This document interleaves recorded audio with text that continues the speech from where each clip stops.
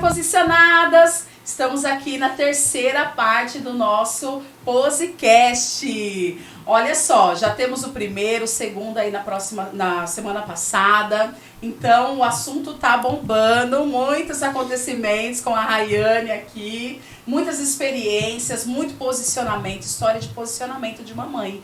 Uma história linda que nós vamos dar sequência agora. Rai, é com você. Tão grande. E como que foi pra você quando você descobriu a questão do autismo? Quantos anos ela tinha?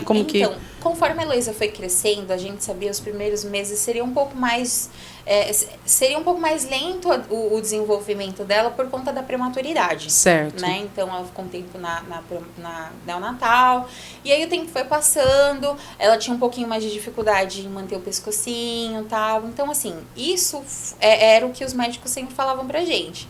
E aí, quando ela foi completando mais ou menos uns 11 meses para um ano, ela sempre fez o acompanhamento com o mesmo médico.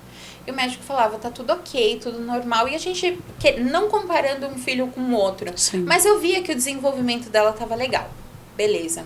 Aí, quando ela foi chegando com mais ou menos uns 2 anos, eu comecei a perceber algumas estereotipias, que hoje eu sei que é estereotipia, mas na época eu não conseguia identificar. Sim. A Heloísa não brincava com as outras crianças, a Heloísa ficava isolada, ela não gostava dos barulhos das outras crianças. Em casa, quando eu ia fazer suco para ela, eu ligava o liquidificador, ela gritava, e isso já com 2 anos. Então ela nunca gostou muito de barulho. E aí isso começou a me dar um alerta, sabe aquela luzinha do pisca-alerta? Alguma coisa aconteceu, alguma coisa não tá, né, conforme o que você já conhecia, né? Por conta da Lohane.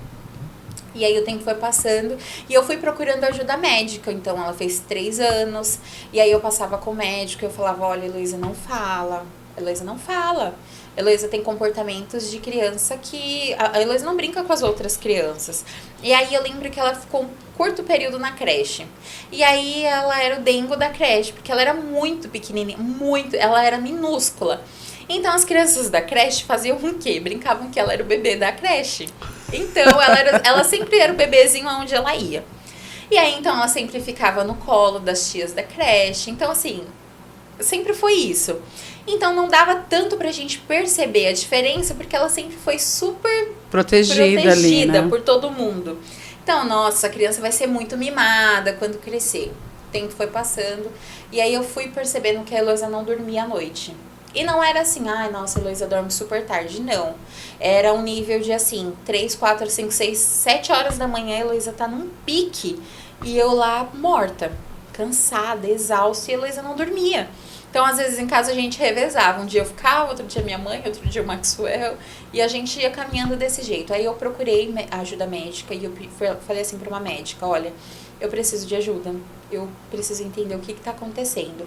Aí essa pediatra em Jandira, ela me encaminhou pro CRM, se não me engano, que era o centro de alguma coisa lá que tinha as especialidades. E aí eu passei a Heloísa numa neuro. Antes disso, quando eu conversei com essa pediatra, ela falou, olha, mãe, vamos investigar, pode ser alguma coisa, mas pode não ser nada, mas vamos investigar. Aí... Isso é importante a gente falar, porque às vezes a mãe tá percebendo uma situação meio diferente com o filho, aí se é muito ignorante, acaba batendo, exatamente, né? Porque expõe a criança, tudo. Porque são estereotipias características de muita criança birrenta. Né? Então, é uma criança frescurenta, não quer ir com ninguém. Não quer comer tal coisa. É uma criança que não quer comer. Nossa, então bate pra ver se come. Infelizmente acontece isso. E aí, quando nós fomos encaminhadas para esse centro de especialidade, nós passamos com uma neurologista. E a Heloísa não falava. E aí a Heloísa falava assim, muito pouco. A Heloísa já estava quase para fazer 4 anos. E aí a médica olhou e falou assim, não, mas ela tá normal, é característico. Tem criança que fala e tem criança que não fala. E aí nesse dia a Heloísa a gente foi colocar o sapato nela, ela soltou um papato. Do nada, muito do nada. E a Heloísa não falava nada. Então pra médica falou, imagina, isso daí é nada não, é frescura, é mãe. Aí eu falei, doutora, a Heloísa não dorme. ela não dorme de forma alguma. Expliquei toda a questão da gestação, que foi uma gestação conturbada e tudo mais. Aí a médica falou, não, isso daí não é nada não. Mas aí a médica falou especificamente com essas palavras. Se ela não dorme à noite é porque tem um besta que fica acordado junto com ela. Quem é que é o besta que fica acordado? Eu falei, ela... Sabe o que você faz? Apaga todas as luzes, deixa ela no escuro e vai dormir pra ver se ela não dorme. Meu Qual Deus. foi a minha primeira reação? Poxa, eu sou uma besta mesmo, né? A menina tá aí, não dorme e a culpa é minha. A partir dali, então, fui pra casa, falei, essa noite ela dorme. Apaguei todas as luzes e ela gritava de medo. E aí, infelizmente, isso acabou desencadeando um medo nela. Não foi...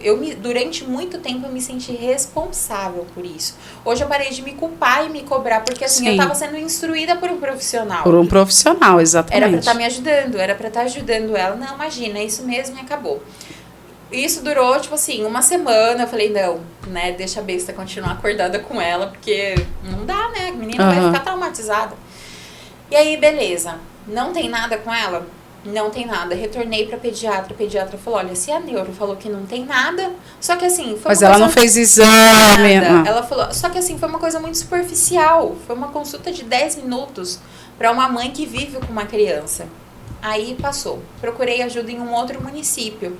E aí o médico falou assim, não, ela não tem nada. Você tá procurando... Falou pra mim, você está procurando doença nela. Talvez o problema esteja em você. E aí eu ouvi que o problema era em mim, que eu era besta de estar ficando acordada com ela. Eu ouvi que eu era uma mãe adotiva que estava atrás de um benefício, que eu nem sabia que existia esse benefício, que eu nem recebo até hoje. Porque assim, a pessoa tem que estar beirando a miséria para o governo poder disponibilizar alguma coisa. E aí, enfim, né, das mais diversas atrocidades que uma mãe poderia ouvir, eu ouvi. E aí, em São Paulo, a Heloísa não estava frequentando a escola. A gente estava fazendo homeschooling com ela. A gente dava atividades para ela em casa. Por quê? Porque a Heloísa entrava em pânico quando ela estava em volta de outras crianças. Com o barulho da escola, ela simplesmente se jogava no chão, colocava a mão na cabeça e ficava se balançando, quando ela não se batia. É porque para eles tudo é muito, né? É muito estímulo. E aí... Falei, não, ela não vai pra escola e vamos ver. Eu tenho alguns conhecidos e eu tenho uma colega que ela tem essa metodologia em casa com os filhos. Eu falei, poxa, eu vou adotar com a Heloísa. E aí, assim foi. E aí nós nos mudamos aqui pra Iperó. Quando nós nos mudamos pra Iperó, eu falei, bom, é uma cidade tranquila, é um lugar mais reservado, é tudo mais tranquilo, vou matricular a Heloísa na escola. E matriculei a Heloísa na escola. Na primeira semana de escola, a professora dela me ligou num sábado. Quando eu olhei, eu falei, a professora de Heloísa tá me ligando sábado? Atendi, ela falou, olha, oi, tudo bem? Aqui é a professora de Heloísa tal. Queria falar um pouquinho com você sobre a Heloísa, que a Heloísa tem alguns comportamentos que, assim, estão fazendo com que a gente tenha um pouco mais de atenção com ela. Ela não fica sozinha, ela não consegue focar. E eu falei, tá, e agora? O que eu faço? Ela, olha, eu fiz um relatório e mandei pra Secretaria de Educação. Você já procurou o pediatra? Nessa época a gente tinha acabado de chegar aqui, a gente tava naquele de comprovante de residência, né? E vamos marcar consulta e vamos fazer isso. Marquei a consulta e passei a Heloísa na pediatra. Quando eu passei ela na primeira consulta com o pediatra, a pediatra examinou a Heloísa todinha, do fio de cabelo até a ponta do dedão. E ela falou assim, olha, Heloísa tem algumas características físicas que nos apontam em algumas deficiências genéticas. Então, eu vou encaminhar a Heloísa para um geneticista. Aí eu falei, tá, mas e o autismo? Ela, não, eu descarto a possibilidade do autismo, não é autismo. Eu falei, tudo bem, mas você pode encaminhá-la para o neurologista? Ela, ai mãe, mas não tem necessidade. Eu falei, tudo bem. Vai afetar em alguma coisa na sua carreira, você como médico, vai atrapalhar alguma coisa? Não, eu falei, então você pode encaminhar? Posso. Aí ela me encaminhou para o neurologista. Quando nós passamos a Heloísa na consulta com o neurologista, a Heloísa estava num dia bem agitado. E aí nós entramos na sala da neurologista, e aí a Heloísa ficava assim pra mim. Ela tava mexendo na mão e ela olhava assim pra mim e falava, eu não vou tomar injeção, não? Aí eu falava, não, filha, não vai lá. Eu não vou tomar injeção, não? Não. Eu não vou tomar injeção, não. Que fica repetindo. Por conta da ecolalia, porque a gente veio no caminho falando, eu vou tomar injeção? Não, você não vai tomar injeção. E aí ela vai repetindo. A ecolalia faz com que o autista acabe repetindo as últimas frases, as últimas palavras que ele escuta. E aí chegamos na sala, e aí ficou, eu vou tomar injeção? Não, e aí chega um momento que ela tava assim, eu não vou, E ela foi perdendo o ar. E aí a médica olhou pra mim, eu falei, doutora, tava eu e o Maxwell, eu falei, tudo bem se o meu esposo sair um pouquinho com ela e dar uma volta, a gente conversa e depois ele retorna com ela. Ela, não, sem problema algum. E aí a Heloísa saiu da sala, e aí a doutora, assim, foi, assim, extremamente solícita. E, assim, eu vi de verdade um momento preparado por Cristo pra eu receber essa notícia.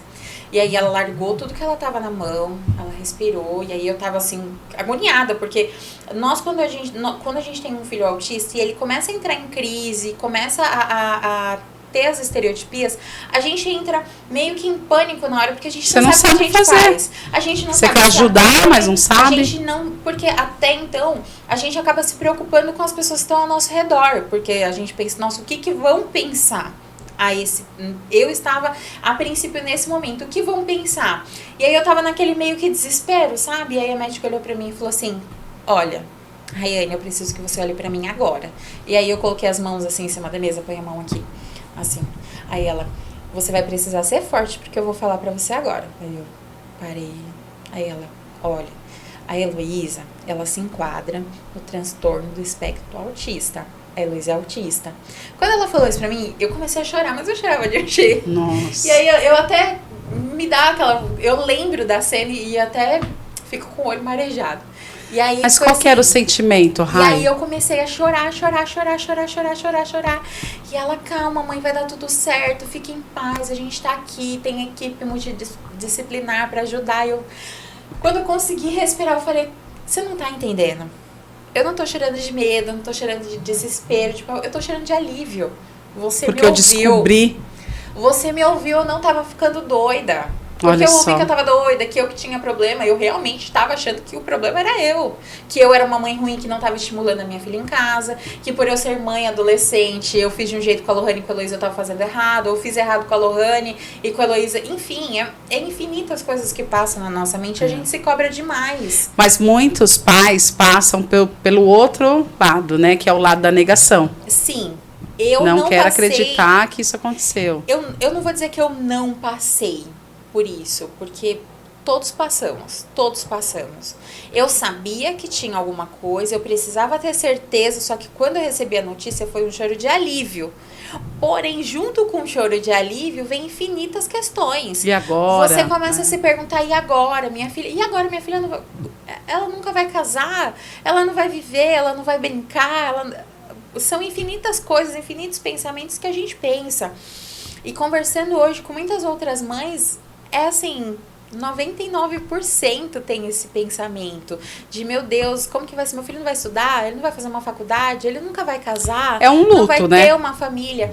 E é realmente um luto, porque nesse momento eu tive que me despedir da filha que eu idealizei. É. Sabe, lá na adoção, na parte do respirar, quando respirou, nesse momento, de todas as mães, toda mãe pensa, nossa, meu filho vai crescer assim, eu vou fazer isso, eu vou colocar em tal escola, e vai fazer balé. A gente projeta já Nós um projetamos. futuro.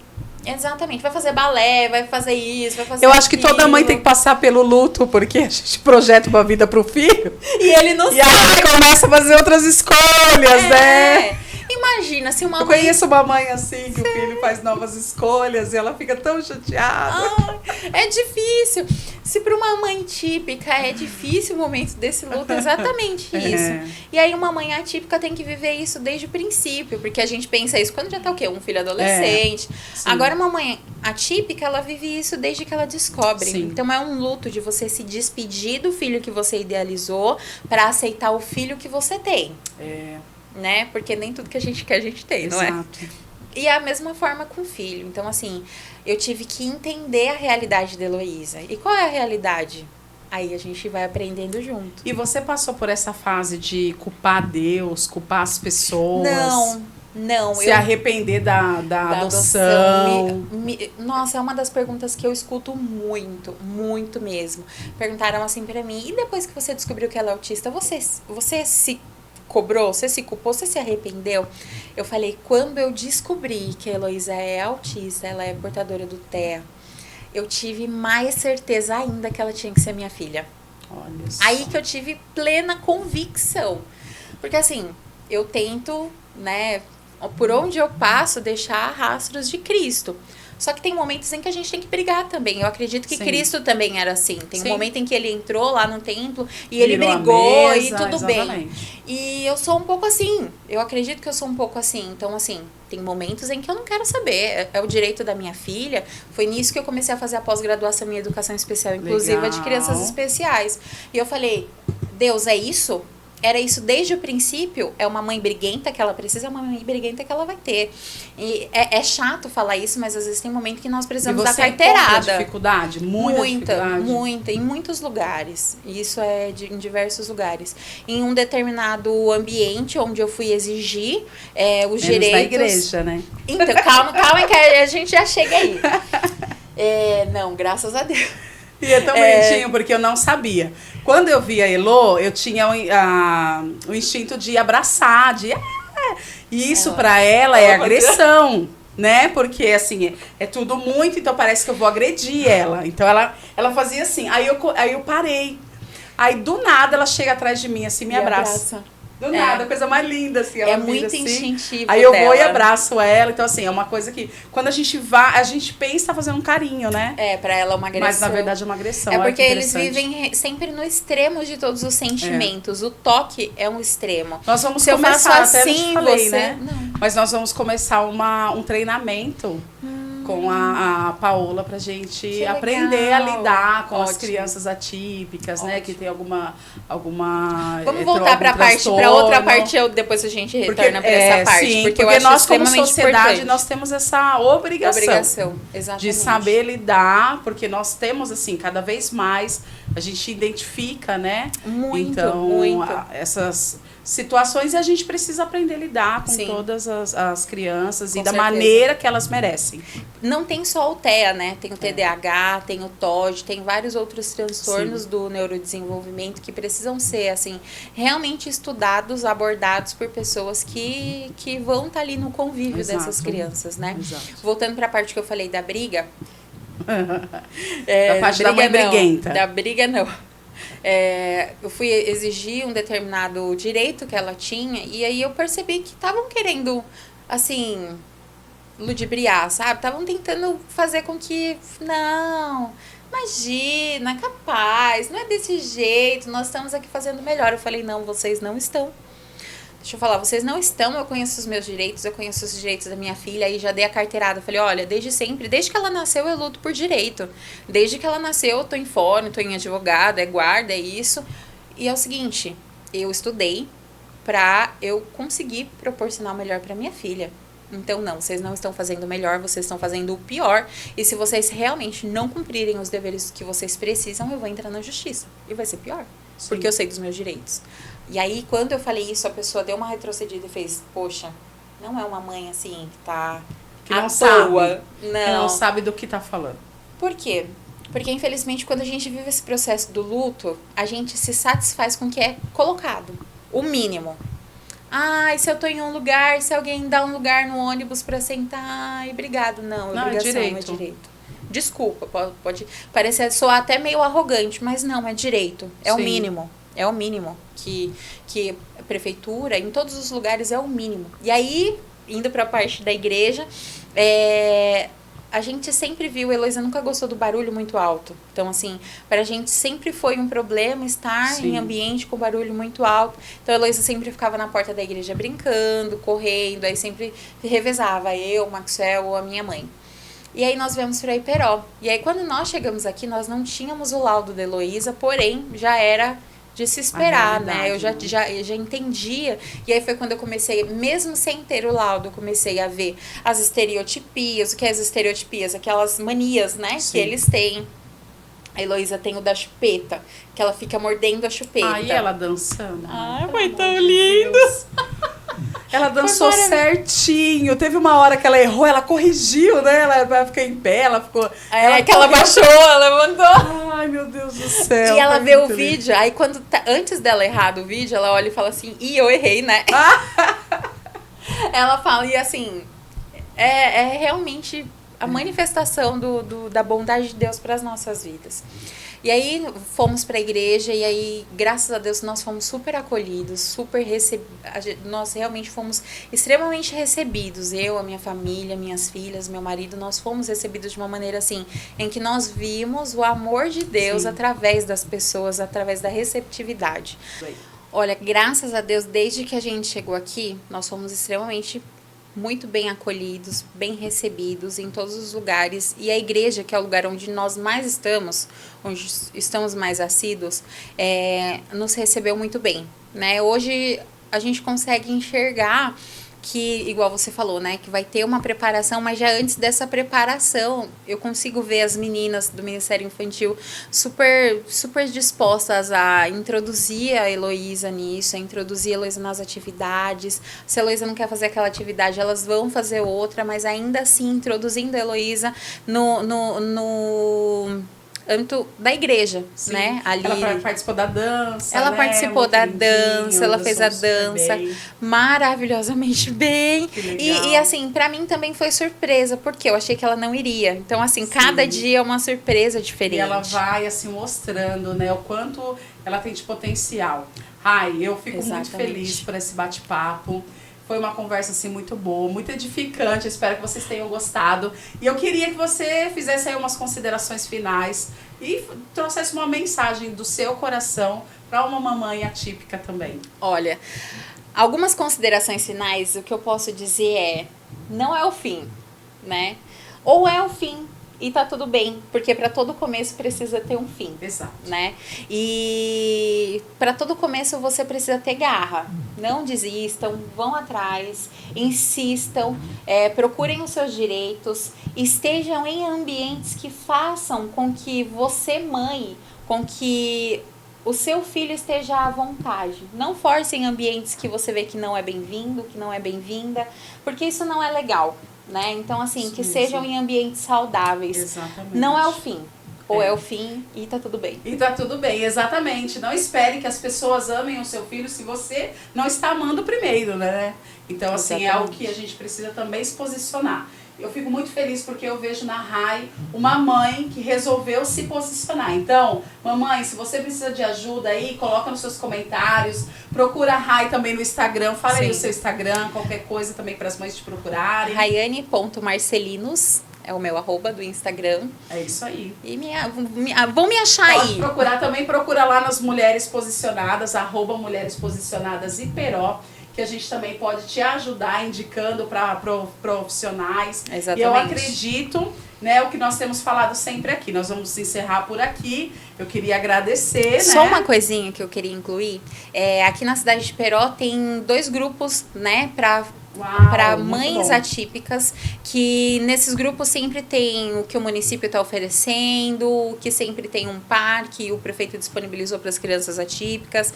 Então, quem quiser fazer parte, procura, entra lá no Instagram, no @ manda um direct. Não, o Iperó tá de parabéns em relação a isso. Demais. É lógico que tem muito que melhorar, mas, né? Mas já melhorou bastante. Muito mesmo. A médica neurologista, isso eu acho importante falar, a neurologista que a Heloísa faz acompanhamento hoje, ela ganhou um prêmio em São Paulo como uma das melhores neurologistas para crianças autistas. Uau. Muito bem, então, assim, Rai. Obrigada, viu? Deus abençoe. Foi muito bom. Vamos marcar outros. Não vou me convidar mais. Espero que você tenha mais. gostado. Eu quero dizer que você é muito bem-vinda aqui. Esse é o seu podcast. O seu posicionamento de hoje vai definir o seu futuro.